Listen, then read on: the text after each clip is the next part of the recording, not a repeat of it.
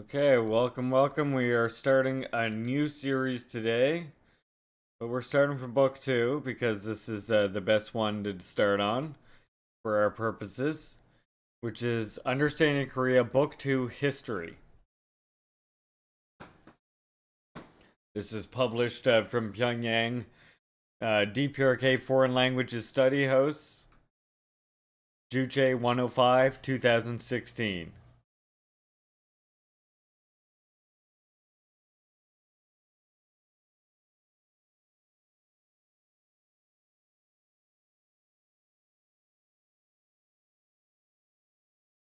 Yeah.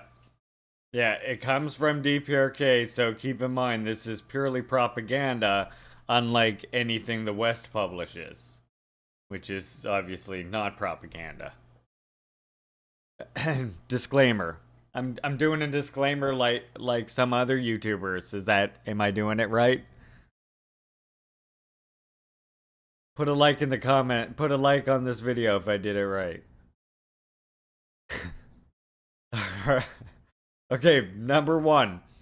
It's all numbered. I'm not gonna say number one. We're just gonna. Well, sure, but sure I will. Why not? Number one: origination of the Korean nation.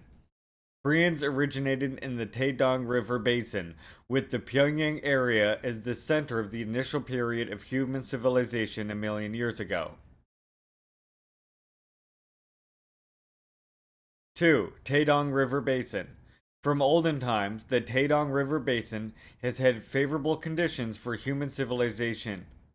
Limpid rivers, wide and fertile fields, rich resources, and warm climate. Paleolithic and Neolithic relics, including the Kamamaru remnants of primitive men a million years ago, are studied in this basin. Oh yeah, we're going way back. We're going way back here, chat. Komanmaru remains. At Komanmaru in Huyuri, Sangwon County, North Hanghi Province, stone tools made by men in the primitive age a million years ago, and bone fossils of mammoth, woolly mammoth, and flat magistrine deer were found. These remains, which belong to the stage of the dawn of human society, prove that men lived there from the first stage of human civilization. Just as the very first cultivated soybean ever discovered was in Korea.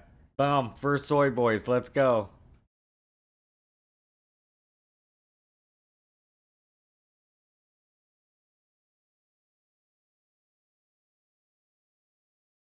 A considerable number of human fossils belonging to the Paleolithic and Neolithic ages were found in Korea. As for Paleolithic men, there are Rungpo men found in the Rungpo district, and Pyongyang Tokchon man found in South Pyongyang province, and Hyodi man found in North Hamgyong province. Fossils of Neolithic men are Sungnisian men, Mandal men, and Riguk men. There, these fossils, together with Kaman remains, show that Koreans have evolved going through primitive, Paleolithic, Neolithic, and other subsequent ages. Noteworthy is the fact that most of the human fossils have been unearthed in the Taedong River Basin, with the Pyongyang area as the center.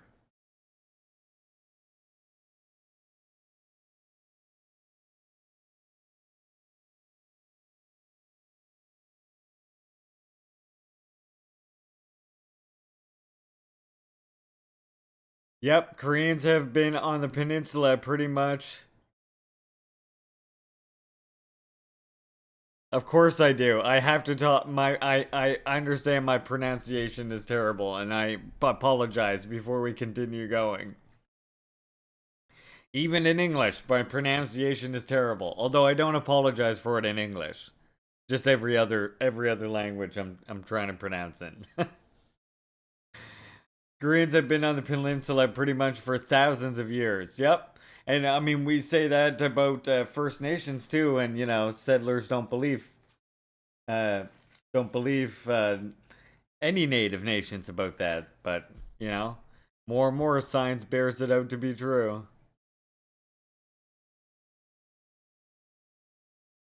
Taedonggang culture. The Taedonggang culture constitutes one of the 5 ancient civilizations of the world, 4 others being those of the Huang, the Indus, the Nile, and Mesopotamia. The most representative of the Taedonggang culture is dolmen. Dolmens, which are unique to the Korean nation and rarely are found in other parts of the world, are concentrated in the Taedong River basin. About 14,000 have been found. The remains of large-scale villages in the basin suggestive of towns are similar to those found in the centers of ancient civilizations. Bronze relics, including lute-shaped dagger and spearhead made by advanced bronzed casting, are processing techniques have been unearthed in a great number, proving the fact that the basin was the center of a lute-shaped dagger culture unique to ancient Korea. Dolmens inscribed with a chart of 40 stars prove that the Taedong River Basin is the birthplace of ancient astronomy. It has also been discovered that farming of 5 cereals based on advanced cultivation system was developed in this basin in the earliest period of the world.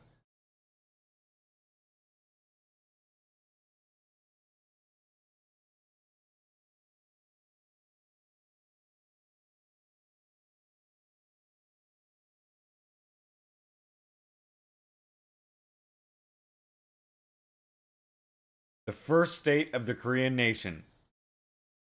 The first slave state of Korea was ancient Joseon, which existed from early 30th century BC to 108 BC.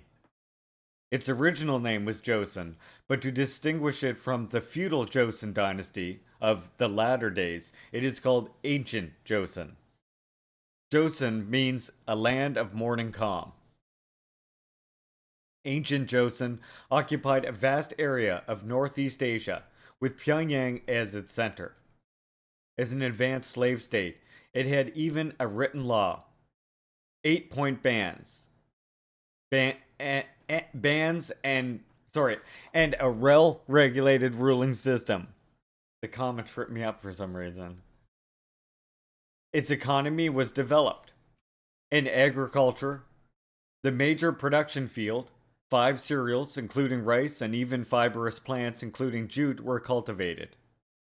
With the introduction of bronze and ironworks, such as lute-shaped dagger, in daily life, it had a great influence on its neighboring cultures. Countries, Jesus Christ. Sorry, it had a great influence on its neighboring countries and metallurgical development. It was so highly civilized that it had its own alphabet, Sinji letters, the first of its kind for the nation, and carved on stone astronomical charts. It existed for almost 3,000 years, divided into the periods of earlier Joseon, later Joseon, and Man Joseon. Thank you, chat. I appreciate the encouragement. Sometimes I get all tongue-tied. Let me have a sip of this tomato juice. That'll help.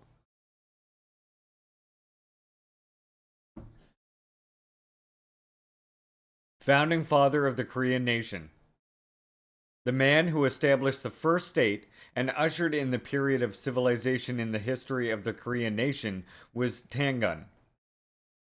Born in Pyongyang 5,000 years ago, Tangun exerted himself to martial arts like practicing archery and swordsmanship in his boyhood and youth.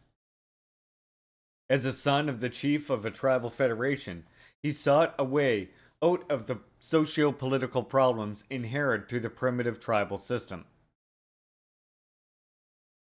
After succeeding his father, he reformed the primitive political system into a more powerful one. He founded a regular army and worked out stipulations with regard to criminal punishment. On the basis of such social reforms, he designated Pyongyang is the capital and founded in early 30th century BC ancient Joseon, the first state in the east. After building the national strength by readjusting the state political system and developing the economy and culture, he unified the neighboring tribes and expanded the country's territory. With the founding of the state by Tangun, the protracted primitive age was over in Korea, and the Korean nation was finally entered this era of state administration and era of civilization. Oh, it's called it's called Gojoseon in Korean. I was like, uh-oh. 8-point bands. The 8-point bands are a written law of ancient Joseon, a slave state. Among the 8 articles, only 3 still remain. First, a person who has killed another person shall be sentenced to death. Second, a person who has hurt another person shall pay the latter in cereals. Okay, how do you say? Welcome in, comrade. Third, a person who has stolen another person's property shall be enslaved to the latter regardless of sex, and if the former wants to atone for his or her crime, he or she shall pay 500,000 of money. The law reflects the reality of the then society, where contradictions and struggle between 2 classes, slave owners on the one side and slaves and commoners on the other, constituted the mainstream of social relations.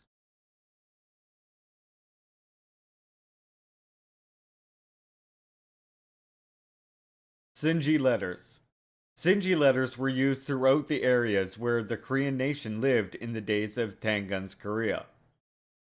The letters were found on the earthenware discovered in the old tombs and in the old books, including Nyeongbyeonji.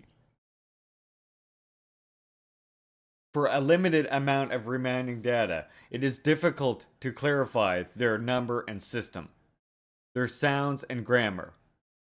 But in view of their characteristics of their order, it is clear that they are phonetic and syllabic letters.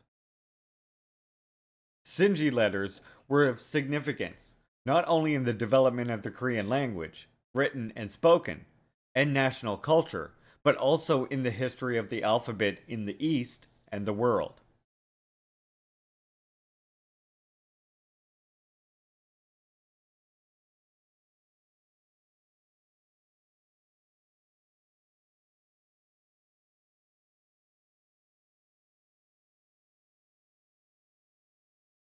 Song Konhuan.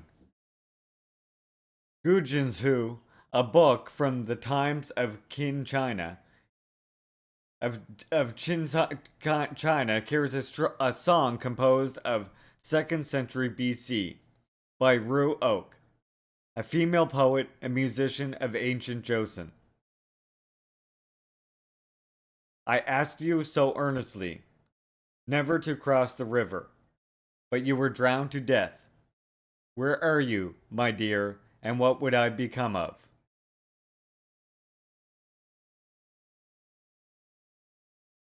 The fact that a song composed by an ordinary woman was recorded in the history book of another country, in ancient society, when there were no such modern means of communication and transport as those of today, gives a glimpse of the level of development of culture in ancient Joseon.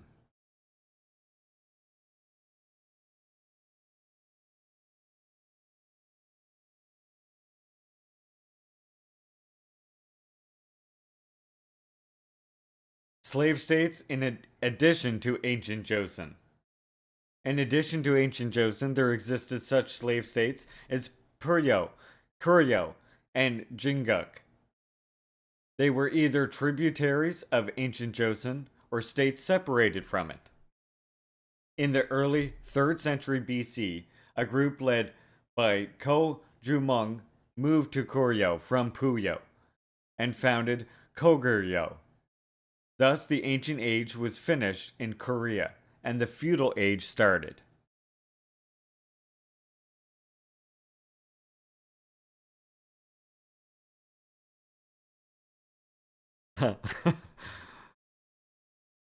I'm sorry, I wish my pronunciation was better. I really, really do. Koguryo. Koguryo was the first feudal state in the history of Korea. It was established on the basis of the feudal relations that developed in Koryo, Jolbon Poyo, one of the ancient states. Feudal relations developed early in Koryo, and newly emerging feudal forces resisted the old slave owning forces. By relying on these newly emerging forces, Ko Jimong founded the new state in 277 BC and named it Koguryo. Koguryo was a powerful state with a vast territory ranging from the Luo River area in China to most of the Korean peninsula. Its people loved practicing martial arts and regarded it as their natural duty to rise as one in times of foreign aggression and defend their own hometowns and their country. Koguryo existed until AD 668, shining its brilliance as a 1,000-year-old power in the East. Chad is telling me he's specifically known for being the Archer King. Oh, here we go. It looks like Ko Jumong was extraordinary from his childhood. He made a bow for himself and never missed a target. In Puyo, a master archer was called Jumong, hence his name Jumong. The king's 7 sons were jealous of his outstanding talent and martial arts skills. The king and his sons even attempted to kill him. He fled to the south with like-minded O, Mari, and Hopyo, getting out of reach of the pursuers. After rising in Kuro, he consolidated his position and established a new country, Koguryo. The founder of Koguryo was later called Tongmyang, the Sacred.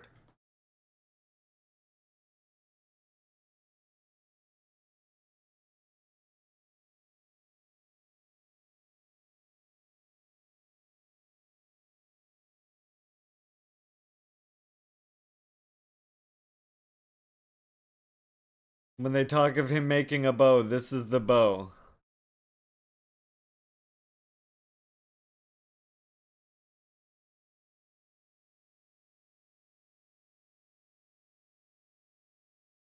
Amazing.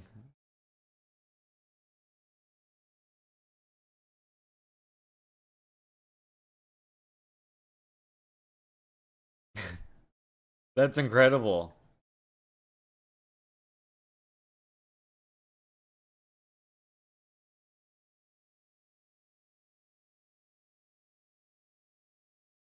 Monument to the Mausoleum King.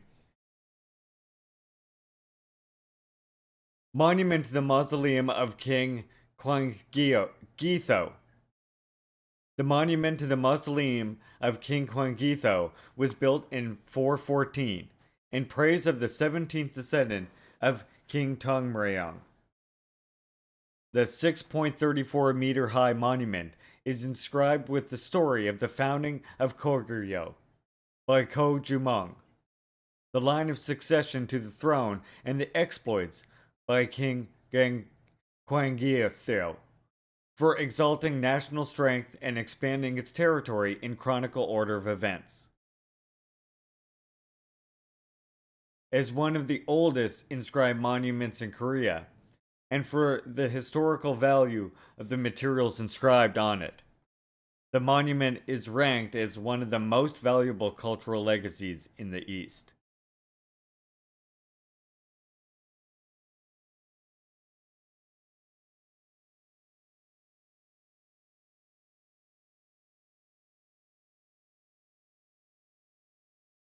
It is at the site of the royal palace of Koguro, situated at the foot of Mount Taesong, Pyongyang. That's the site of the Anghak Palace. Koguro pushed ahead with the policy of advancing southward to realize its far-reaching plan of national reunification by annexing Pakji and Silla. In 427, it moved its capital to Pyongyang, a more favorable place, and built its royal palace in the current place. A thick and square wall surrounded the palace, one side of the wall being 622 meters long, with the entire wall being as long as 2,488 meters in circumference. The palace occupied an area of about 380,000 square meters. Among the three streams flowing down the southern valley of Somun Hill of Mount Taesong, one was led to a pond in the palace, and the other two to the moats in the east and west. The palace compound was beautifully laid out, with big halls, corridors, and artificial mountains and lakes.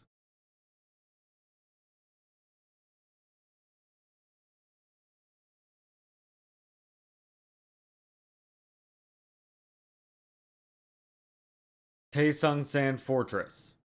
The Taesongsan Fortress was built to defend Koguro's royal palace, Anghak Palace. It is 7,076 meters in circumference, and the walls are 9,284 meters long. Inside, there are numerous sites of grain storehouses, arsenals, and barracks. As it was built by making an effective use of the natural and geographical conditions, it was difficult for the enemy to attack it, but favorable for defending it.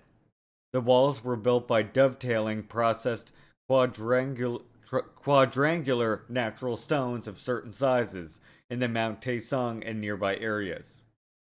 The walls had bastions on important positions. In the fortress, many relics and remains of Koguro, including roof tiles and a stone box for a gilt bronze image of Buddha and Buddhist scriptures, were unearthed.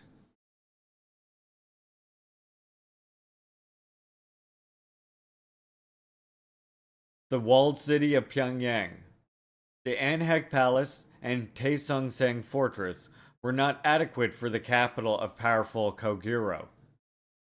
By drawing on the lessons gained in the defense of the capital city, and on the basis of the powerful national strength, Koguro built walls around the central part of present Pyongyang, from 552 to 586.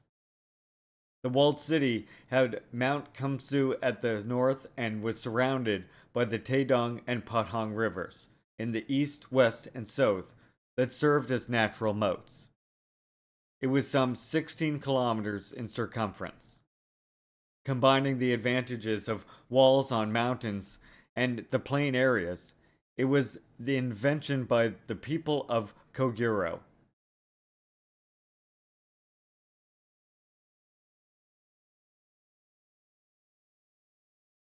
Koguro had, from the days before Christ, observatories, astronomers, and specialized observers who studied eclipses of the sun and the moon and the motions of meteors and comets. By collecting the results of observation, they etched a celestial map on a stone. The stone, inscribed with constellation, was in the walled city of Pyongyang, but it was lost as it was drowned in a river by foreign invaders in the closing years of Koguro. Later, an astronomical chart, a printed form of the original, was found.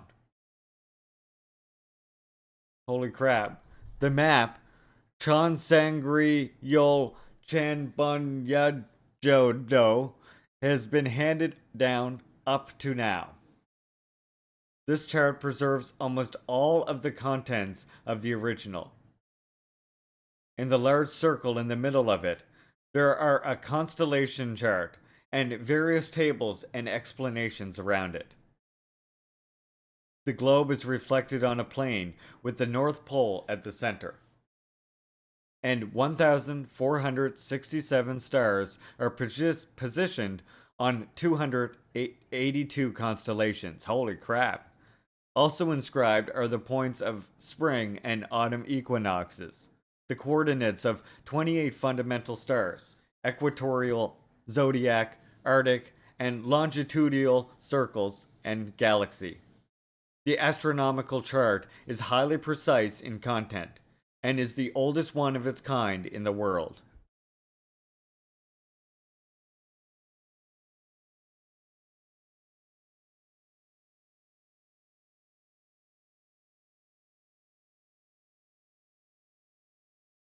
Myeongnimdapu. In Koguro, there was a 100-year-old man called a minister in the administration and a general in the battlefield. He was Myeongnapdapu, AD 67 to 179.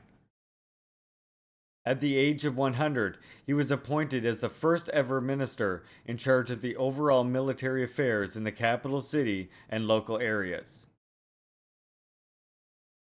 In 172, when the troops of Han China invaded Koguro, at the age of 105, he commanded the army of Koguro, giving a telling blow to the aggressors, thus winning a great victory.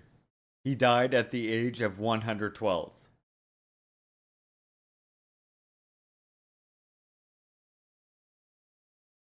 Great victory in the Battle of Salzu.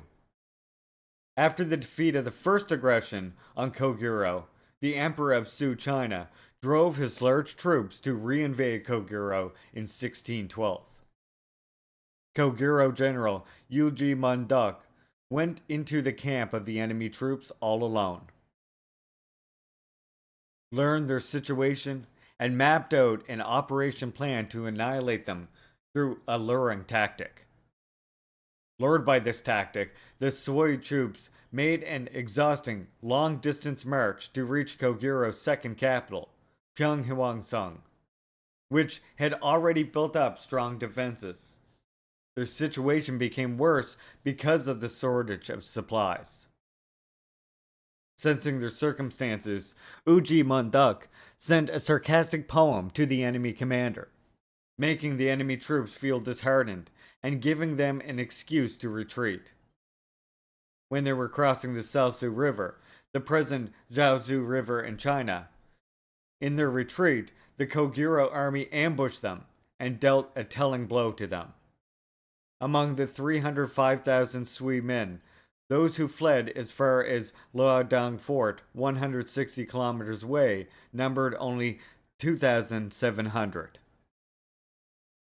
In history, this brilliant victory is recorded as the Great Victory in the Battle of Salsu.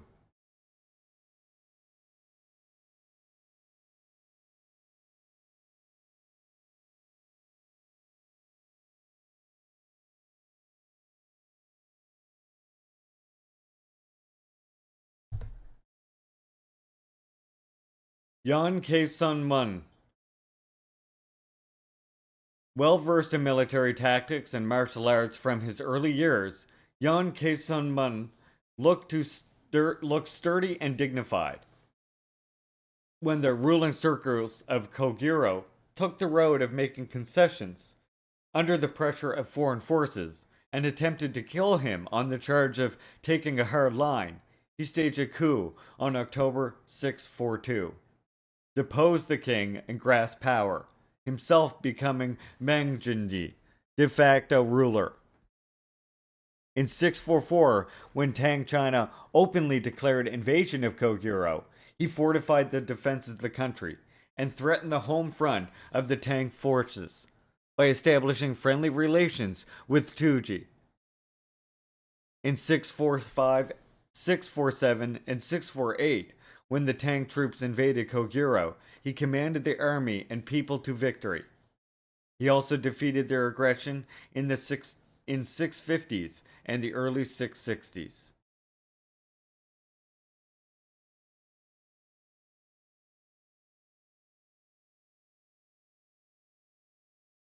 Murals in Koguro tombs.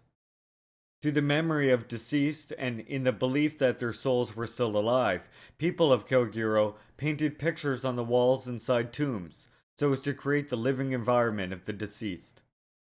The murals are various in form and rich in content. The monumental forms of painting portrays figures, living customs, landscapes, animals, still life, flowers, birds, and other decorative and symbolic patterns. They still preserve their original coloring, demonstrating the superiority of the Korean national culture of fine art. They are inscribed on the list of World Cultural Heritage. Other feudal states that existed together with Koguro, Pakji, Silla, Kaya, and other feudal states existed together with Koguro. Pakji was founded by Onjo, son of Tongmyong, founder king of Koguro. King Tongmyong had sons, including Yuri and Onjo. He chose his eldest son Yuri as the crown prince. Onjo, together with his brother Piru and 10 subordinates, went to the south.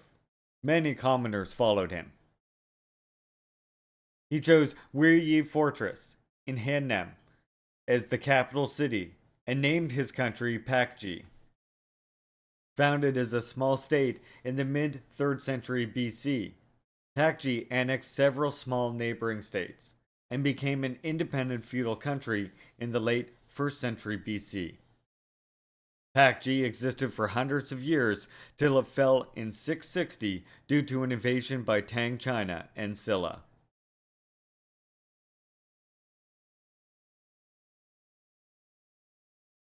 Welcome in, Frank. Silla, one of the first feudal states in Korea, can be divided into earlier Silla and later Silla. Earlier Silla existed from the middle of the early 1st century, when Silla was founded, to the middle of the 7th century. Later Silla existed from 676 to 935, when the dynasty of Silla became ruined. Its capital was Hwangyang, the present Gyeongju in North Gyeongsang province. The ruling circles of Silla committed the treacherous act of inviting the aggressive forces of Tang China to realize their ambition for territorial expansion. The allied forces of Silla and Tang overthrew Pakji in 660 and Koguro in 668. Then Silla gained the control of the area as far as south as the Taedong River. This brought about frustration of the process of unification of the three kingdoms by Koguro.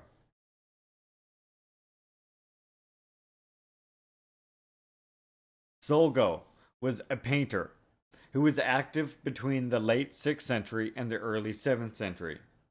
Though he was of a lower caste, he was skillful in painting. He painted an old pine tree on a wall of the Hangyang temple. The rough barks of the thick trunk, drooping branches, and rich leaves were portrayed vividly by means of excellent techniques and refreshing coloring. The tree was so realistic that birds flew to the mural to sit on it, only to fall, it said. After Solgo died, the picture grew discolored. So a monk in the temple repainted it. Birds did not come to their painting since then.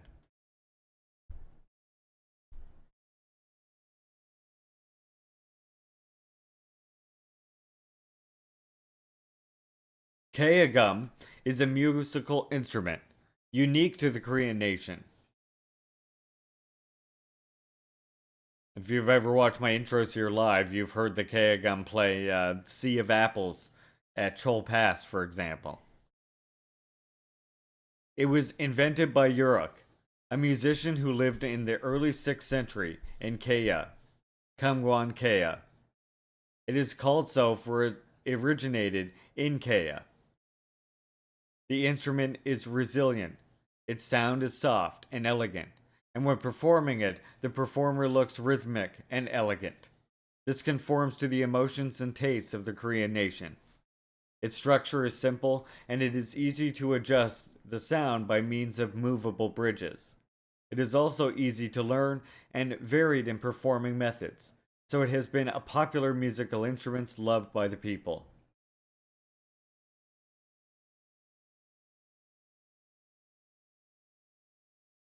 Kogiro's successor. After Kogiro was ruined in 668 by Silla, allied with foreign forces, its surviving people drove out the Tang invaders and established Palhi in 698. At the time of its founding, its capital was Tongmunsan, near Dunha, China. To the south, its territory was bordered with Silla in the middle of the Korean peninsula, with the Taedong River in the west, and the Runghung River in Kumya, once called Yangyang, in the east.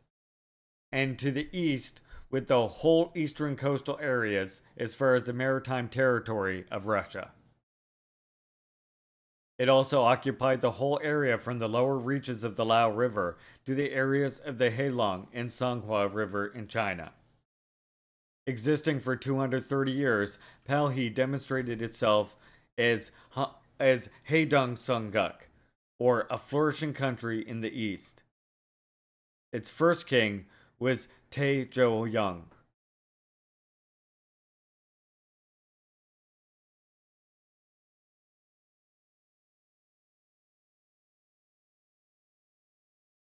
Tae-jo-young was a general of Kogiro. After Kogiro fell, he moved to Yongju, the present Chaoyang, by the forced immigration policy of the Tang aggressors. In the summer of 696, he rose in revolt by enlisting the remaining military forces of Kogiro under his command and annihilated the Tang occupiers. In early 698, he ambushed and annihilated the Tang troops led by Li Hangguo in today's Liaonang, China, and reflecting the unanimous desire of the surviving people of Kogiro to restore their country, he founded Palhi and Tongmunsan, the present site of Wudong Fort in Dunhua, as its capital. He established a well-regulated ruling system and a powerful army, as in Kogiro, and pursued a flexible foreign policy, ceaselessly building up the strength of the country.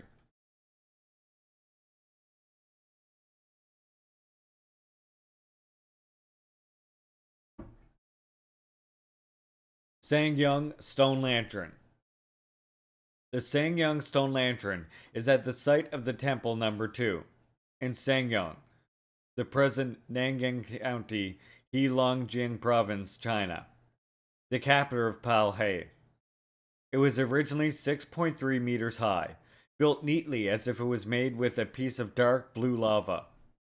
The lantern gives an impression that the octagonal pavilion on the islet in the pond of Kumwan, the royal palace, had been moved to the spot. The stone lantern portrays elegant contrast by decreasing the sizes of the parts upwards and distinguishing match by placing against each other the even under part and the open upper part. The lantern, organically combining fine architectural techniques and art of sculpture, is the oldest of its kind in the East.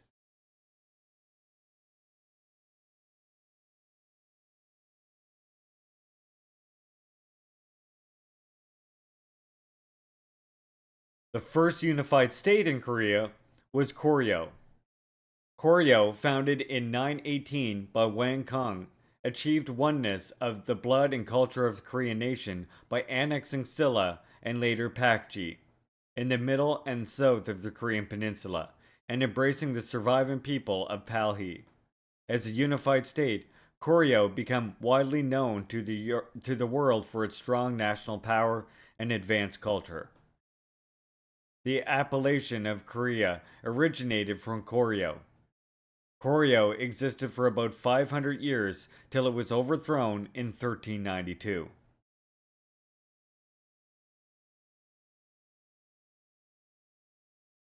The appellation of Koryo came from Koguro, the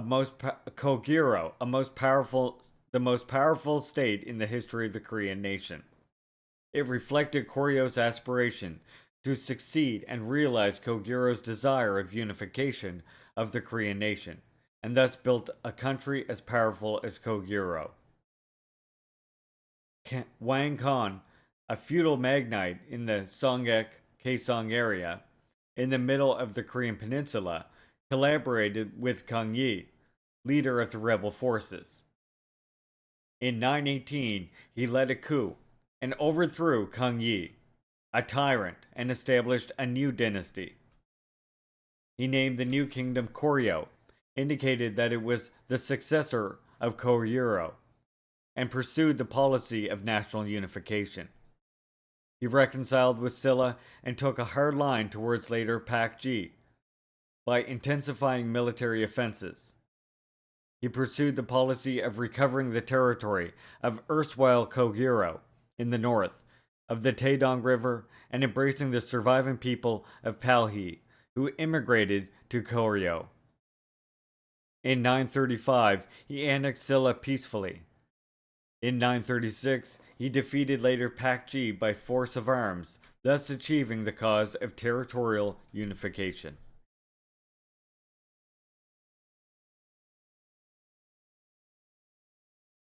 Great victory in the Battle of Kuju.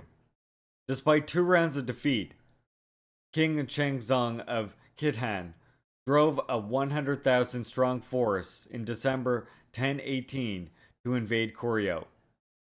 A battle decisive of the Third Koryo-Khitan War took place in Kusong, in the northwest of the Korean peninsula. General Kam Kan-chan, commander-in-chief of the Koryo forces, stationed the main force on the field in front of Kuju and ordered them to check the retreating enemy troops. On February 1st, 1019, the main force of Koryo dealt telling blows to the enemy by showering on them arrows fired by powder. Koryo troops who were giving chase to the enemy pressed upon their back. The ranks of the enemy became disorganized and fell down in crowds. Koryo forces gave hot pursuit to the enemy and finally annihilated them. Only a few thousand escaped death. In the history, the victory is recorded as the Great Victory of the Battle of Kuju.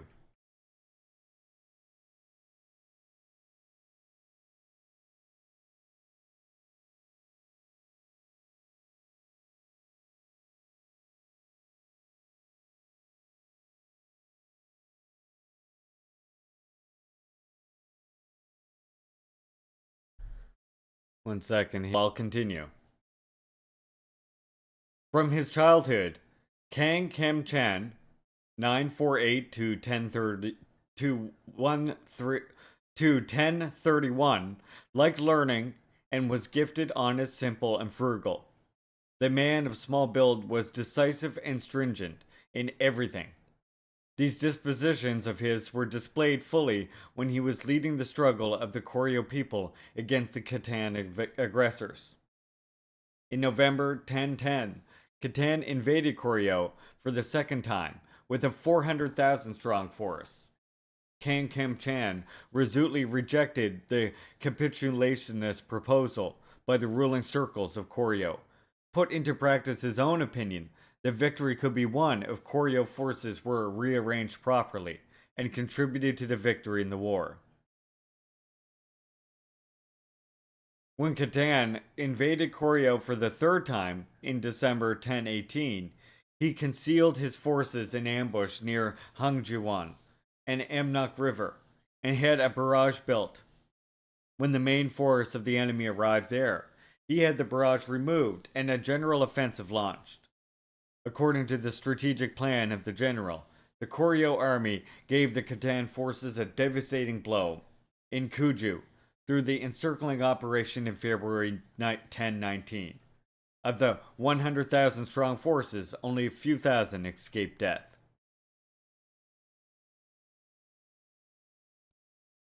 Welcome in. Soljahua, fought bravely against the Khitan aggressors in the early 11th century. The story about this young girl is still told. To take revenge of her father, who fell in a battle, she learned martial arts from her childhood. When she heard that hundreds of thousands of Khitan aggressors intruded, she burned her heart with a determination to enlist in the army, but hesitated because of her bedridden mother. Seeing this, her mother told her to go out to the battlefield to defend the country like her father. She then killed herself.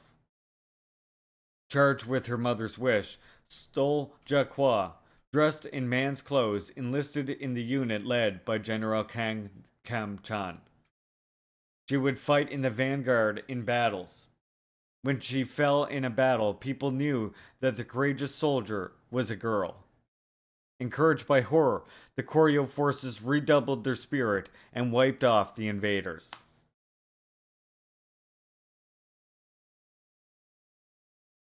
Complete collection of Buddhist scriptures is a library of the classified Buddhism-related books.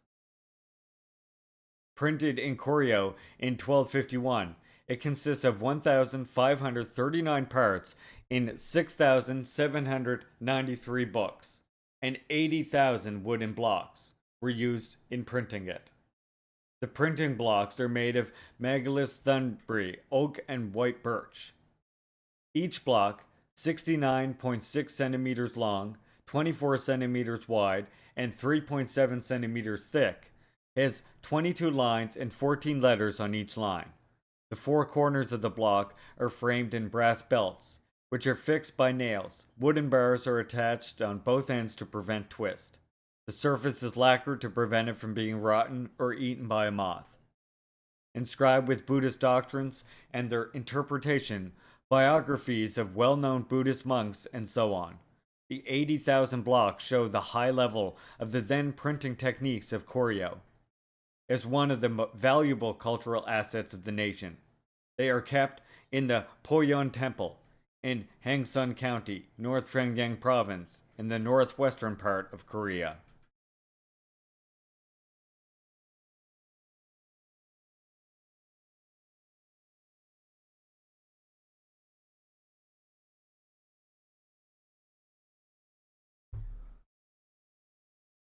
First metal type in the world. A general view is that between the late 11th century and early 12th century, that metal type was invented in Koryo. This is evidenced by the fact that copper type was unearthed in a Koryo royal tomb in Kaesong. And, oh my god, and Nam Young Chanwa Sang Song Jung Daga, which was printed by metal types in 1076, remains to this day. The bronze type of Koryo, displayed in the Korean Central History Museum, shows the level of techniques of casting metal types and printing of those days. These techniques spread to Europe via China.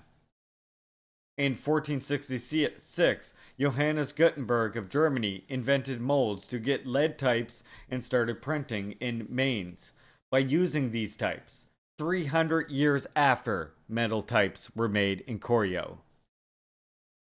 UNESCO informed its member states that the Paegun Hwa Song Koryak Buk Jokjik Sim Chokyo, printed in metal types in 1377 at the Hungduk Temple in Cheongju, Korea, was the oldest book printed in metal types.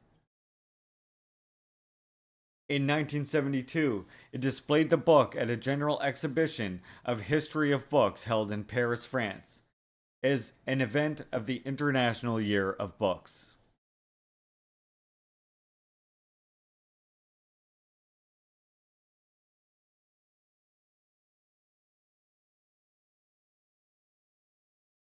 Koryo porcelain occupies a conspicuous place in the medieval pottery. In terms of color, they can be divided into bluish green, white, black, putty, and crimson celadon. In terms of decorating style, they can be divided into embossed, carved, open, scraped, inlaid, and made up celadon. The one that has been made in the greatest number and known most widely is celadon. The celadon of mysterious bluish green, as if being reflected on a white stone submerged in crystal clear water, was, for world people, symbolic of Koryo porcelain.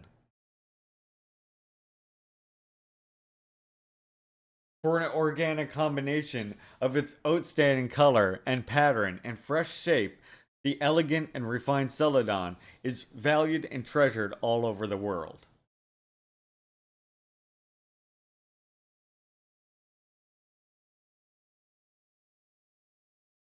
Stone sculptures at the mausoleum of King Konghyo and Kongmin.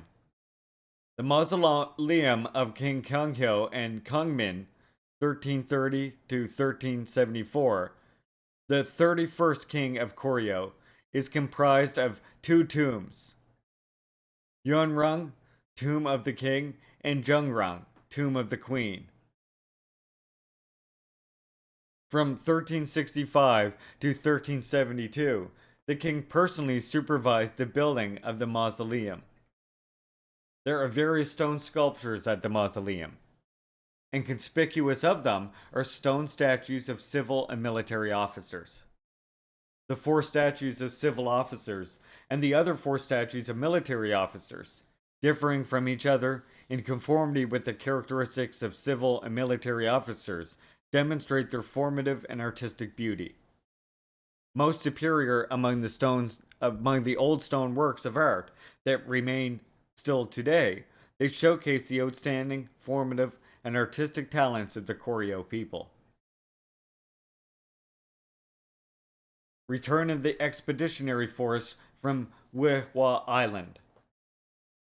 In February 1388, Ming China attempted to establish a military and administrative unit in the Amnok River basin in order to occupy the northwestern area of Koryo. To cope with this situation, the government of Koryo decided to send an expeditionary force to frustrate Ming's advance to the Lirdong area. The then Prime Minister Chou Yung stayed with the king in Pyongyang, in command of the expeditionary force. The command forces were under the direct control of Zhou Minsu and Ri Song-gi, 1335 to 1408.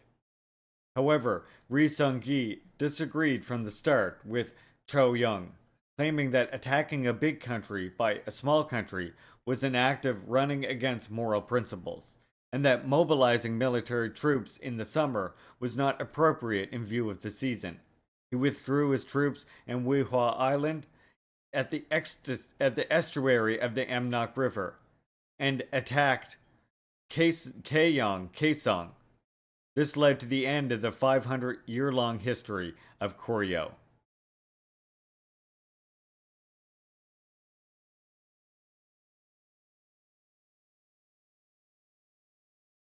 Zhang Mengju, 1337 to 1392, was a civil servant and Confucian scholar who lived in the last days of Koryo.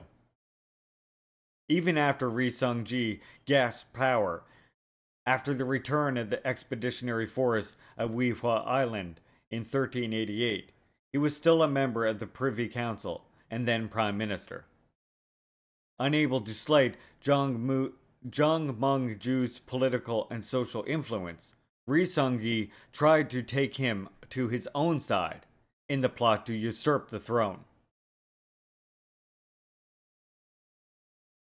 However, Zhang Mengju opposed this plot to the last. Ri Song-gi had his 5th son, Ri Pak-won, 1365 to 1422, and his gang murder Zhang Mengju in 1392, when he was crossing a bridge in Kaesong. After his death, a bamboo tree, which represents loyalty and faith, began to grow on the spot where he had been murdered. The bridge was renamed Sungjuk. And now we're at feudal Joseon dynasty. Ri Sung-gi ousted the last king of Koryo, King Kongyang, in July 1392 and ascended the throne. He named the country Joseon. The feudal Joseon dynasty existed for about 500 years, till August 1910. It was the last feudal state in Korea.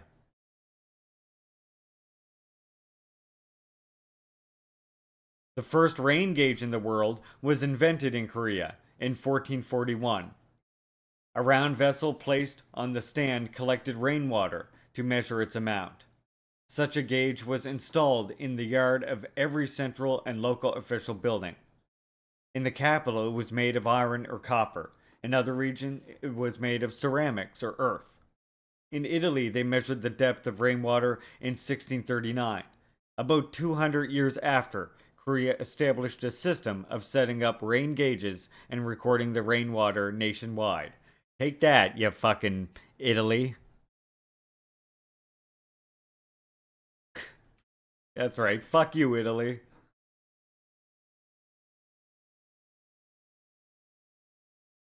Hunmin Jungmin. I like how this book is constantly throwing shade at Europeans.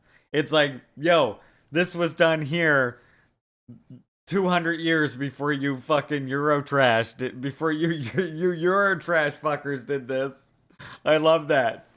It's hilarious to me. They did it earlier with the Germans or something too. I love that. I think that's hilarious.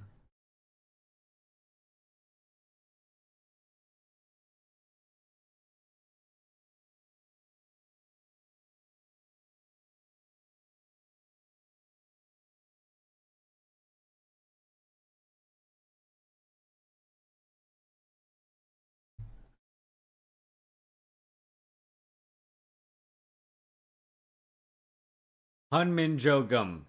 In the middle of the 15th century, King Sejong ordered talented scholars to make researchers into new national letters. Oh, right. Hunminjeongeum. In the middle of the 15th century, King Sejong, 1419 to 1450. Yeah, because it is like a very brief history. Like I say, all of these books are quite brief overviews. See, we did talk about Scylla, but and I think that queen was mentioned, but they didn't go too in depth about her or anything. They did talk about Scylla a little bit.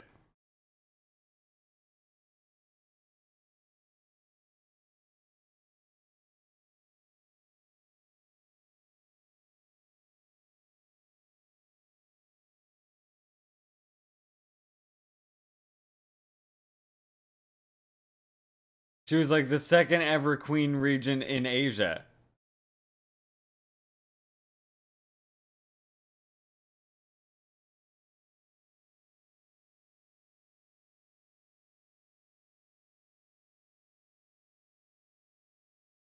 Oh, regnant, meaning she ruled in her own right. Oh, okay, interesting. Well, thank you for that information. Yeah, they did talk about Scylla, but again, very briefly, because I mean the whole book is 90 pages long, and you saw where it started. you know. How can you tidy up when this is going on? I'm just joking. I'm just joking. Your self care is, of course, most important.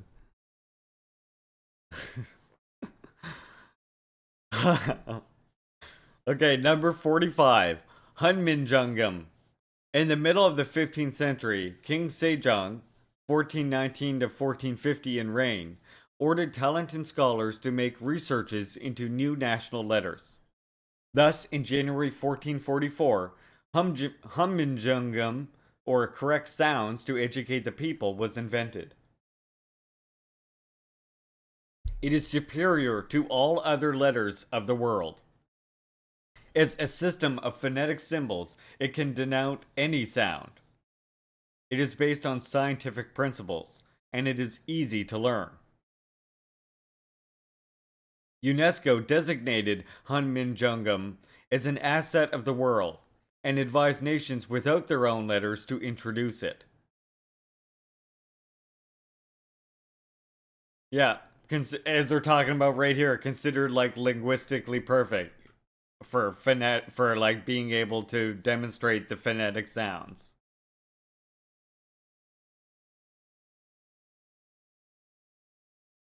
Prize of Sejong the Great. Sejong the Great, 1397 to 1450, the fourth monarch of the feudal Joseon dynasty, enforced a policy of active cultural encouragement. In 1420, he established Jifyeongjeon, Royal Academy of Sciences, by involving talented scholars and had them collect and study books. These scholars invented rain gauge for the first time in the world and measured the precipitation of the country. They also invented sundial, klepsja, and various astronomical observatory equipment to observe the universe. Under his direction, in January 1444, they succeeded in inventing Hamminjeong, consisting of 28 letters. UNESCO instituted the prize of Sejong the Great and awarded it to those who have distinguished themselves in eliminating illiteracy and in the field of linguistics.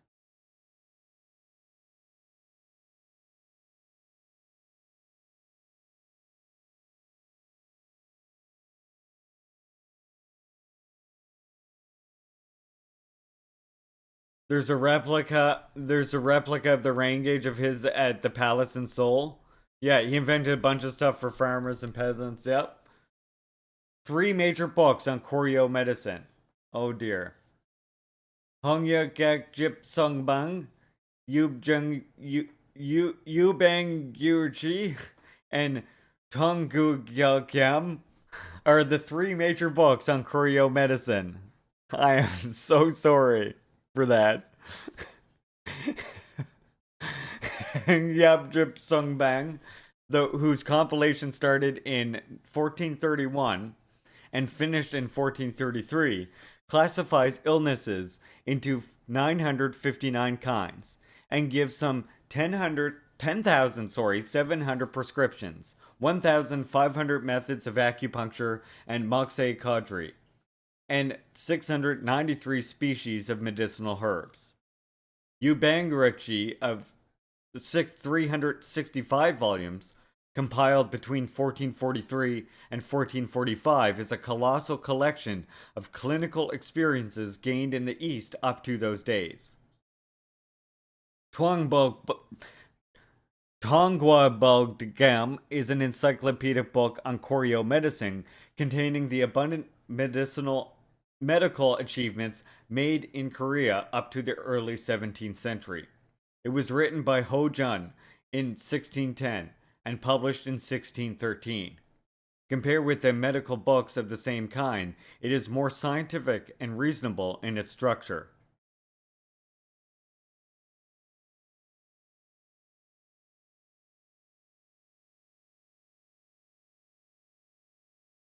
Imjin Patriotic War. In April 1592, Hideyoshi Toyotomo, the ruler of Japan, invaded Korea, taking advantage of the latter's decline in military strength. The ground and naval aggression forces were some 158,700 strong. Thus started a 7-year-long war against the Japanese invaders.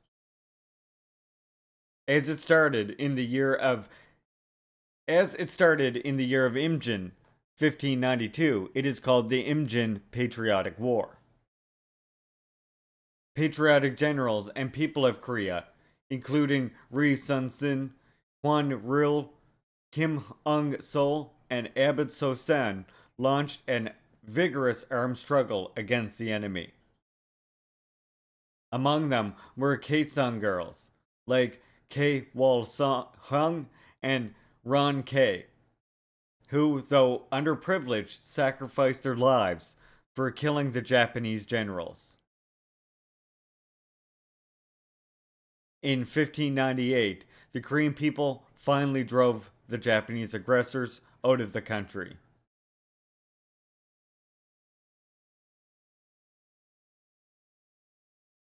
Yeah, that's what I was assuming.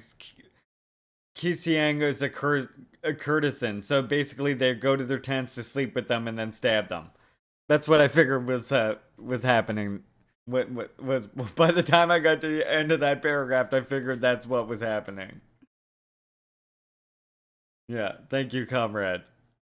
I'm so glad you're here for this. Ri Sun Sin, 1545 to 1598, was a patriotic general who built Kobuksun, or Turtle Ship, the first armored battleship in the world, and crushed the Japanese invaders. In the naval battle of Hansan Island, the Korean naval force commanded by Ri Sun Sin sank around 60 enemy ships and killed thousands of enemy troops. In mid September 1597, the 12 vessels under his command fought against 330 enemy ships of Myeongyang, of Myeongyang, destroying 30 of them and killing thousands. In the Battle of Royang in November 1598, which crowned the war, his fleet destroyed over 200 enemy ships and killed 10,000. During this battle, he was shot to death. Breathing his last, he said that his soldiers should not be informed of his death till the battle was over. In the early 20th century, Japan's admiral Hirohito Togo destroyed Tsarist Russia's Baltic fleet. At a party celebrating his victory, when his colleagues praised him, saying that he was superior to Admiral Nelson, he said Nelson was not a prominent admiral. If there is a true officer, it's Korea's Admiral Ri Sun Sin. Compared to him, I am not better than a corporal.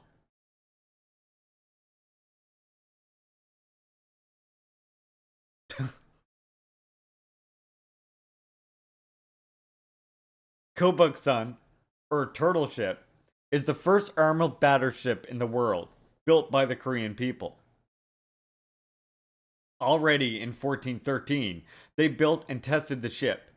In 1592, prior to the Imjin Patriotic War, under the direction of Admiral Ri Sun Sin, they perfected the ship on the basis of their previous shipbuilding techniques. The ship was 35 meters long, 11.8 meters wide, and 5.2 meters in height. It had 10 oars on each side, and 70 gun ports. Its sails could be unfurled or laid as necessary. Its roof, which looked like the back of a turtle, was made with large wooden panels, and the path on it was so narrow that its crew alone could barely walk through it. The other parts were all covered with pins to keep off the enemy.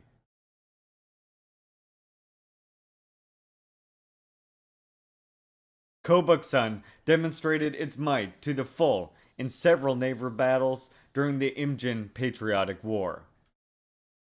Yeah, that's wild that his sons he told people not to say about his death until after the war. It's amazing story. Great victory in the naval battle off Hansan Island.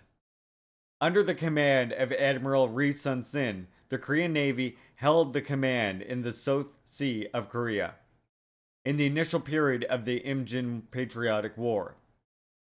As its attempt for simultaneous advance on land and the sea was on the verge of frustration, Japan formed 3 big fleets in late June 1592 and dispatched them on the waters of Korea. Admiral Ri Sun Sin decided to lure the enemy fleet in the shore of the Sea of Hansan Island. He had his main force hide in the northern shore of the island. When nearly all the enemy vessels appeared in the sea off the island, Ri Sun Sin ordered the attack. The main force of the Korean Navy launched an instant attack, sailing in formation of a fluttering crane, with turtle ships in the vanguard. The Korean fleet laid siege to the enemy on the front and both sides.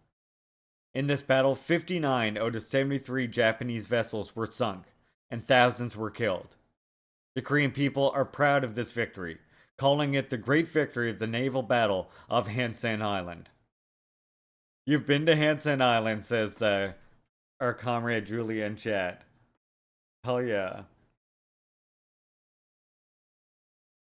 Like I say, I'm so glad you're here for this.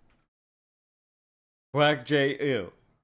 When the Imjin Patriotic War broke out, Kwak Jae-u, 1552 1617, was a scholar in Ryong, Gwangsang province, in the southern part of the Korean peninsula. In order to rescue his country and fellow people from the crisis, he formed a righteous volunteer corps in late April 1592. Leading the volunteers, he dealt telling blows to the Japanese invaders by employing tactics of luring, cheating, and ambush. As he wore red clothes and rode a white horse, he was called Red Clad General. The Japanese would flee even at the mere mention of his name, and said that he was a heaven-sent red clad general. As a military officer after the war, he contributed to the building of defenses of the country. Kim Ung-so, 1564 to 1624, was the commander of the garrison and defense commander in a region at the start of the Imjin Patriotic War. In July 1592, he formed a combat unit by involving the patriotic people in the areas, including Rangang and Kangso, around Pyongyang in order to repel the Japanese invaders from the walled city of Pyongyang. With the help of Kwei Ho-yang, who remained inside the city and was spying on the enemy movements while pretending to be attending them, he boldly went into the Japanese camp and killed the commander of a Japanese unit. In January 1593, commanding the vanguard unit, he led troops in the city and displayed bravery in defeating the enemy. Because we're not allowed to talk about Nelson. But the one person you do not mention on Kick is fucking Nelson, okay? That's just how it is. We don't make the rules, that's how it is.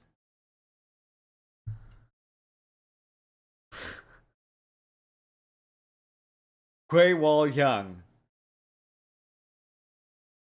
Kwei Wal-hyung, birth unknown to 1592, was a Kaesong girl attached to the Pyongyang government. Witnessing the barbarous atrocities committed by the Japanese intruders during their temporary occupation of Pyongyang, she made a determination to devote her life to wiping out the enemy and tiding over the national crisis. She would go into the enemy camp and, pretending to be attending them, she picked up information about their inner situation and sent it to the volunteer corps. While watching for a chance, she succeeded in helping Kim Ung-so, defense commander of Pyongyang province, slip into the city, disguised as her brother, and kill the enemy commander. She then helped him get out of the walls in safety before getting arrested. Abbot Sosen. Abbot Sosen, 1520-1604, was called so because he lived in Mount Myeongyang, or Sosen. During the Imjin Patriotic War, he appealed to the monks across the country to turn out in the struggle as volunteers and organize the monks into a 1,500-strong unit. Though aged over 70, he led the volunteers in the battle of taking back the walled city of Pyongyang. When the Japanese invaders, who had intruded deep into the country, retreated to the shores of the South Sea of Korea, and the nation was rescued from the critical crisis, he handed the commandership to his disciples, Semyeongdang and Choyoung. He then went back to Mount Myeonghang.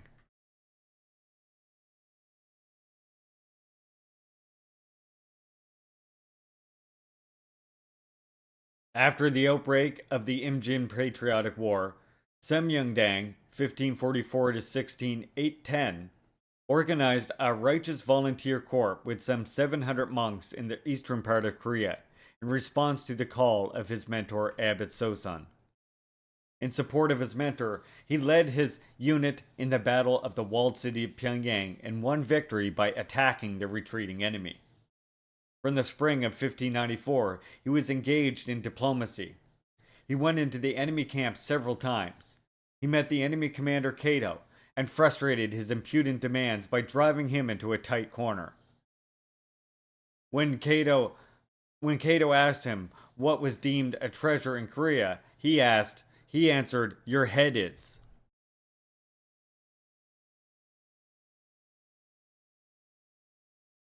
Okay, I will do that in just very shortly. Very shortly, darling. And everybody say hello to my wife, Leaping Lady, please.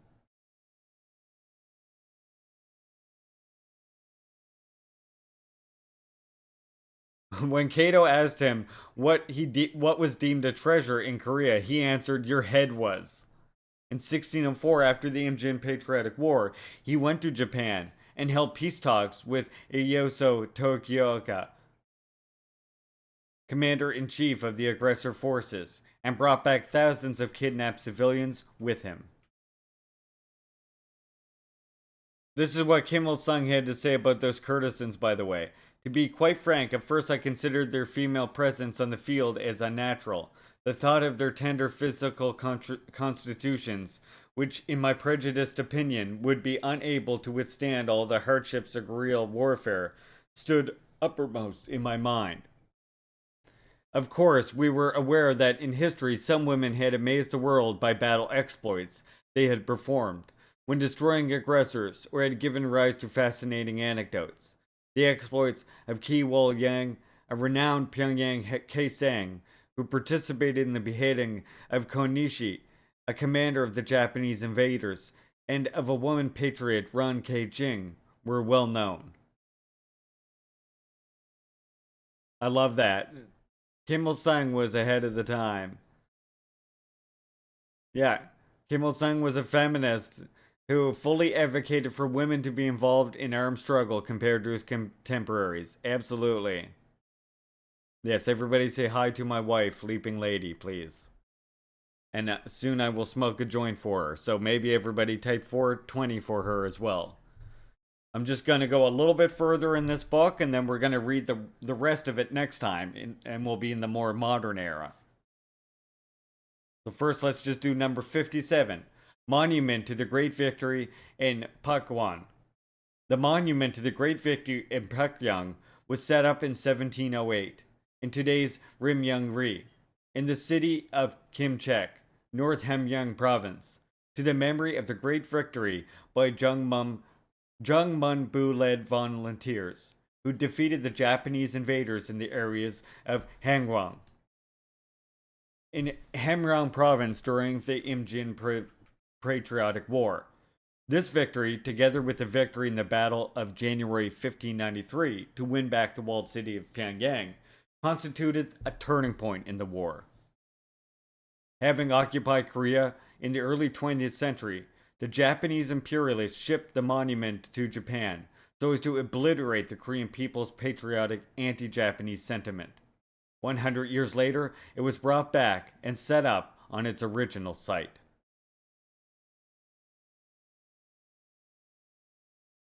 Kim Hong-do is a famous fine artist in the 18th century. He depicted life in those days realistically. His works are characterized by unique formation, deep description, and idiosyncrasy. The main characters of most of his works are working people. Good examples are the blacksmith's seersurum and dance. He also showed outstanding talent in painting landscape and animals in such works as Koryuk Falls, Moonlit Night in the Woods, Dog, and The Old Lion. A painting that draws special attention of visitors of Korean Fine Art Gallery in Pyongyang is A Farmer and an Ox by Kim Tu-rang, 1696 to 1763. When one looks at the ox with fatty back grazing, one feels as if one may hear the ox bellowing, and the image of the farmer taking a nap under a pine tree with his belly uncovered makes one laugh in spite of oneself. Some foreigners who saw the painting still ask jokingly in their letters, "Is the farmer still taking a nap?"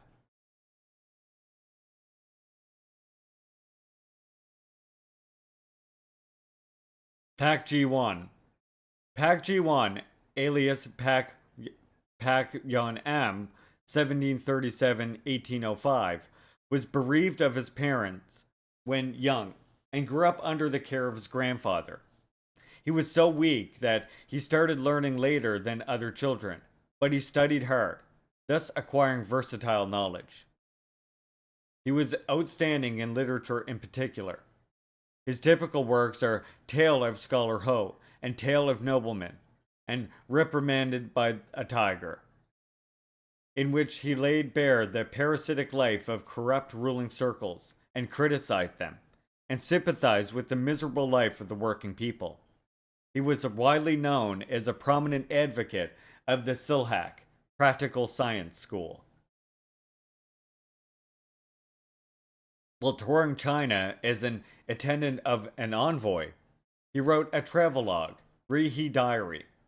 He made a great contribution to the ideological and cultural development of Korea in the 18th century by creating many excellent works that reflected the social and economic changes of the crumbling feudal society. Zhang Yekgong. Zhang Yekgong, alias Zhang Tangsan, 1762 to 1836, entered government service since young, but in the twilight years of his life abandoned it and engaged in academic study and writing. He acknowledged the theory that the earth is round and rotates on its own axis, and explained that such natural phenomena as rain, snow, thunder, and tidal waves were not something mysterious. Stressing the need to develop technology, he conducted research into agriculture, weaving, ship and bridge building, and construction of castles. He not only designed the walled city of Suwon, but also invented a crane, which played a big role in building the walls of the city. Talented in literature, he produced 2,000 poetic and prosaic works, typical of which are Song of Starving People and Tiger Hunting, in which he sympathized with the plight of the people and criticized the ruthless exploitation by the bureaucrats. Taedongyo Map. The Taedongyo Map was a map of Korea drawn by Kim Jong-ho, unknown birth, 1864 death, a geographer, topographer, and thinker of the Silhak, practical science school. While studying a large number of books on geography and maps published at home and abroad, he made a detailed field survey and measurements of every part of the country, from Mount Paktu to Jeju Island, for scores of years. On this basis, he drew the Taedongyo map in 1861. The map was as large as 33 meters squared. He divided the map into 22 parts, folded them into book form. Every part is 30 by 20 centimeters, which equals to 48 by 32 kilometers. The map's reduced scale is 1 to 162,000. The locations marked on the map are correct, and a dot is marked once every 4 kilometers on the line, indicating a road, helping readers to estimate correct distance. Incident of the General Sherman. The intrusion of the General Sherman was the start of the U.S. invasion of Korea.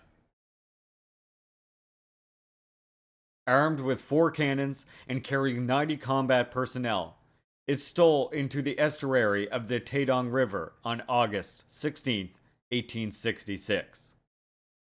Having sailed up near Pyongyang, the aggressors raped women, looted people's wealth, and kidnapped the Korean soldiers. Enraged, the people and soldiers of Pyongyang turned out to fight to repulse the ship.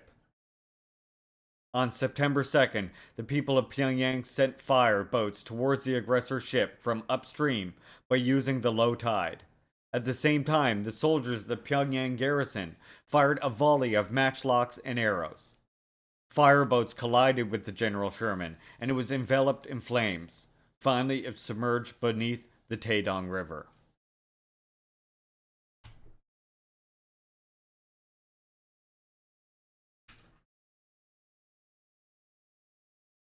Yeah. See ya. Invasion by Western warships in the year of Pyongyang. In early 1866, the year of Pyongyang, France committed an armed invasion against Korea. Picking a quarrel with the Korean government's suppression of Catholic believers and execution of French missionaries. The commander of the French fleet, dispatched to the Far East, who had gained fame in aggression on Vietnam and King China, intruded as deep as Yanghua-jin in Songgang, gateways to the capital city, via Kwanghwa Straits with 3 warships. They beat a retreat in the face of tough resistance by the Korean people. The French aggressors re-invaded Korea by enlisting the whole fleet of the Far East, 2,500 men and 7 warships. The aggressors destroyed and stole historical relics, including old architectural structures, and threatened the Korean feudal government that they would kill 9,000 Koreans for the 9 executed French missionaries. They also presented brigandish demands to the government to hand to them the Korean officials who had been involved in the execution of the French missionaries, pay compensation for their deaths, and conclude a treaty with France. The indignant Korean people attacked the intruders, both on the land and on the sea, killing many of them. Having suffered repeated attacks, the French invaders retreated after sailing on the sea off Korea, doing nothing.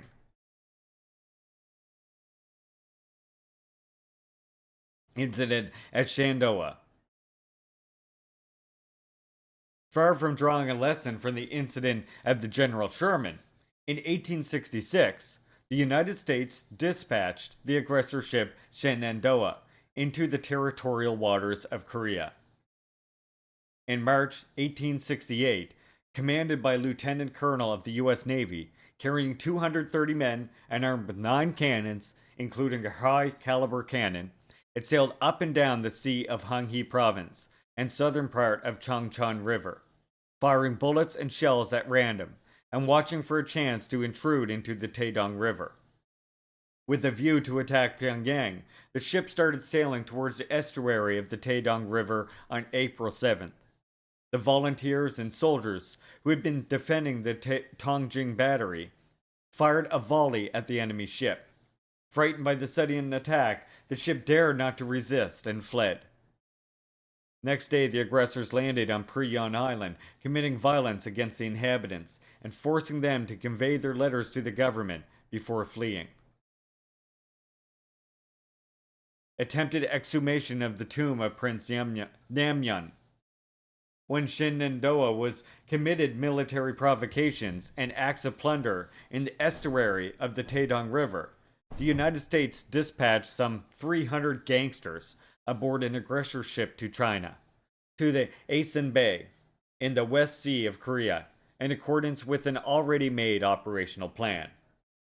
The gangsters, led by Jenkins, former interpreter of the U.S. Consulate General in Shanghai, guided by the French missionary and German, stole into Kaya-dong, Hunhei Sub-County, Tongsun County, where the tomb of Prince Namyun, father of the regent Prince Taewon, was situated. Their scheme to unearth the tomb of the father of the regent, de facto ruler in Korea those days, encountered with strong resistance of the local people, and the gangsters took flight.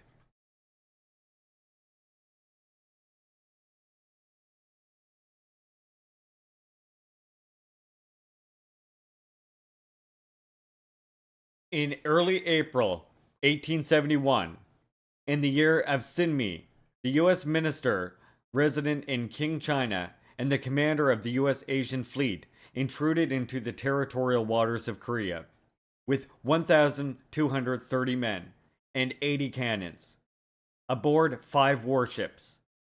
The feudal Korean government dispatched an official to them, reprimanding them for their aggression and demanding that they withdraw at once. The aggressors acted arrogantly, trying to force the Korean government to conclude a treaty on navigation and trade. The Korean people delivered annihilating blows at the aggressors at the battles fought at Sundalmak and Chojin and Kwasangjin. The US invaders were compelled to withdraw on May 16th. Monument inscribed with an appeal for repulsing barbarian invaders. The Korean people defeated several armed invasions by the United States and the Western powers, which had continued since the middle of the 1860s. Prince Taewon, 1820 to 1898, the regent of the feudal government of Korea, pursued a closed-door policy.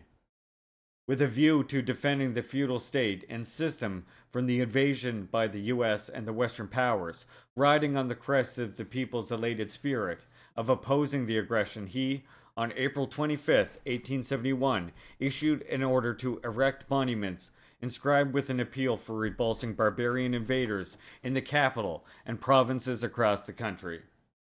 The monuments were inscribed on the front side with big letters which read, "Not fighting the Western invaders is as good as advocating friendly relations with them, and advocating friendly relations with them means selling out the country."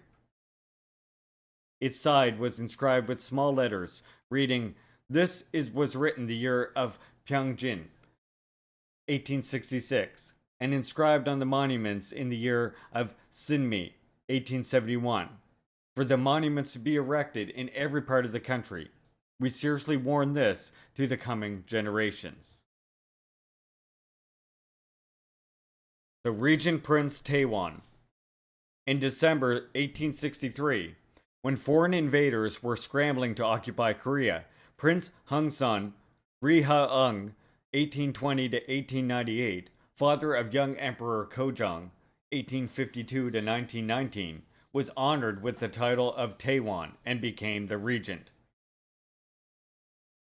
After seizing power, he thought that closing the door of the country instead of conducting foreign activities adroitly was the only way to maintaining his feudal state.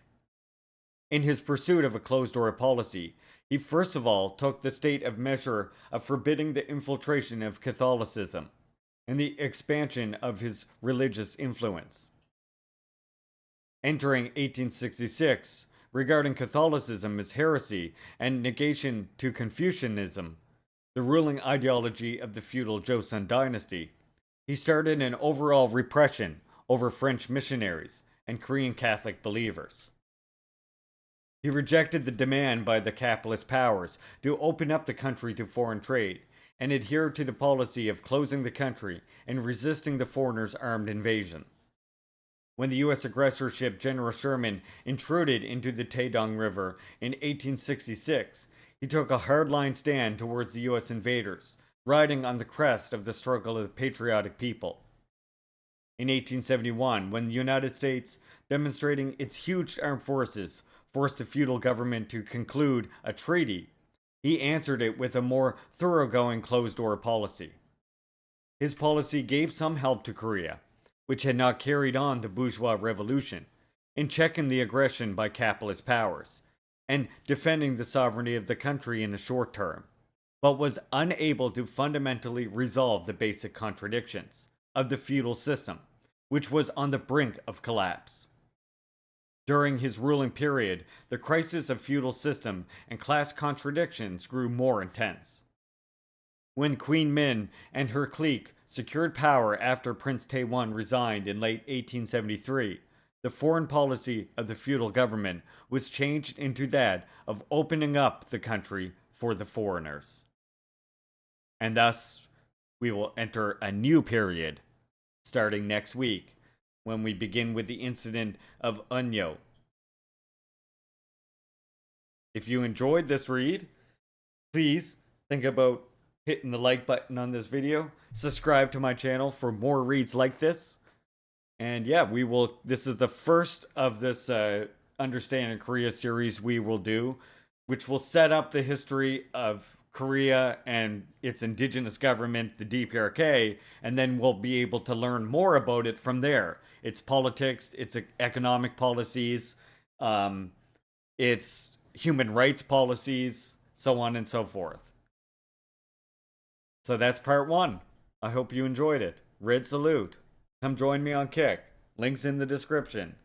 All those things you say in a YouTube video.